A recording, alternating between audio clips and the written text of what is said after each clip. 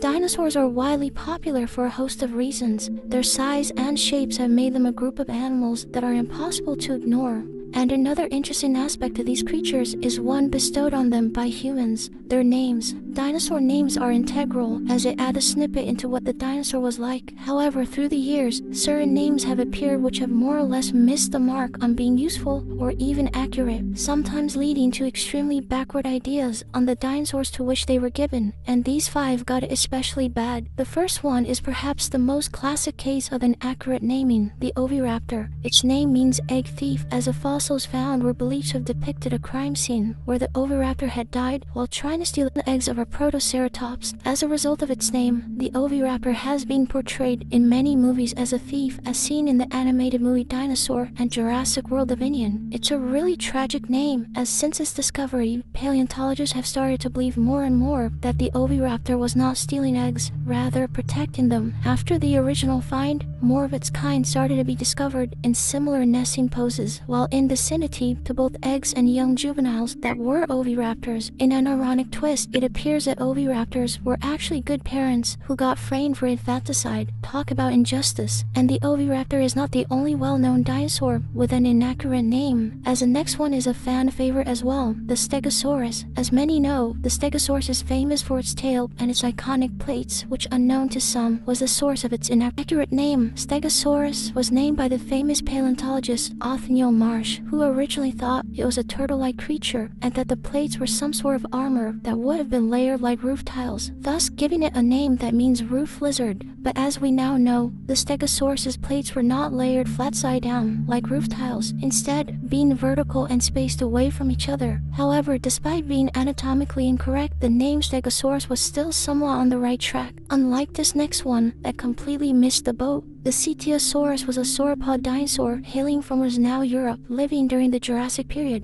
It was fairly small for a sauropod, only reaching 50 feet in length or 60 meters and a weight of 11 tons. But despite being somewhat small for a sauropod, its weight is what ultimately led it to its widely wrong name. It was discovered very early on in 1844, before sauropods had been scientifically described and even before the term Dinosauria had been created. As there is no information yet on sauropods, the describer of Cetiosaurus, Sir Richard Owen, thought that it was much too large to be walking on land all the time, and thus found it to be a crocodile of giant proportions, leading to its name, that translates to whale lizard or sea monster lizard. It wasn't until 1869 that it was finally recognized as a sauropod. However, the name stayed. Another dinosaur that got it just as bad as the Cetiosaurus is Sarcolestes. It was discovered in the late 1800s and was identified by only a mandible and one complete tooth. With a piece of the jaw and a tooth, one would perhaps expect that at the very least, the diet of this creature would be accurately guessed, and with a tooth in hand, the diet of this dinosaur was reflected in its terrifying name, Sarcolestes, which means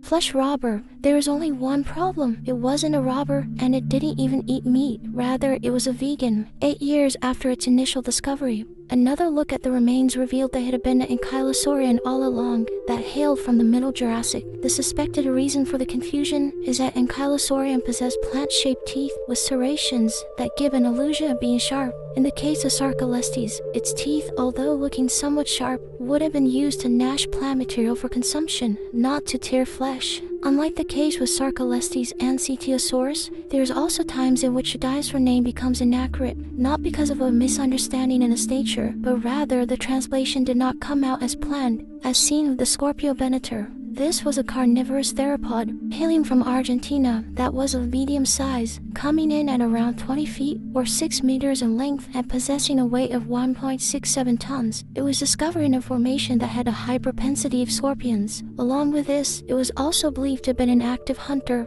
The group of paleontologists who found the fossils of this dinosaur ended up combining the two factors above, eventually landing on the name Scorpiovenator, meaning scorpion hunter. And as one can see, this caused quite a bit of confusion, as it comes off as if it had a diet made of primarily scorpions, but paleontologists think this to be false, as no evidence of them hunting scorpions have been found. Many believe it actually hunted baby sauropods and eggs, while also scavenging adult sauropod carcasses when presented with the chance. In defense of all these names, the paleontologists were pressed for time and had limited information on the fossils.